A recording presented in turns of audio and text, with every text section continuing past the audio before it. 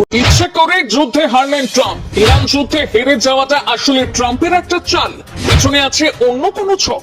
Trump ঠিক কতটা চতুর কূটনীতিক তা ফাঁস করলেন চীনের নস্ট্রাদামুস। গভীর ষড়যন্ত্রের জাল ধরা পড়ে গেছে বিচক্ষণ চীনের রাডারে।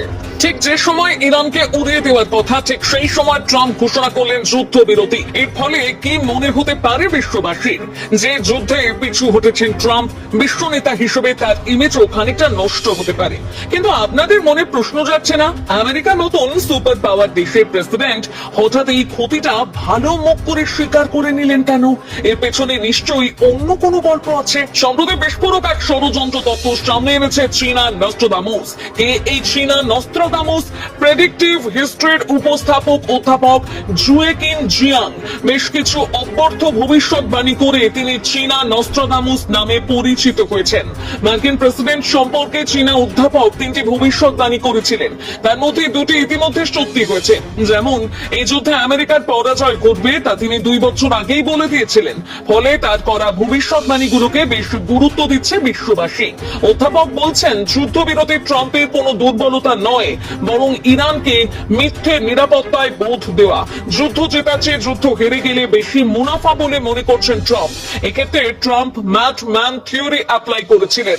যুদ্ধের বাজারে ম্যাডম্যান থিওরি বলে এক জনপ্রিয় তত্ত্ব রয়েছে, যা আলটিমেটলি প্রতিপক্ষের দুর্বল করে দেওয়ার একটা টেকনিক। ব্যাপারটা কেমন? একবার এক এক রকম কথা বলে শত্রু দেশের সামনে এমন একটা ইমপ্রেশন তৈরি করা যে এই প্রেসিডেন্ট পাগল, যাতে শত্রুপক্ষ সবসময় এই দেশ সম্পর্কে বিচলিত থাকে, কখন কি করে বসে।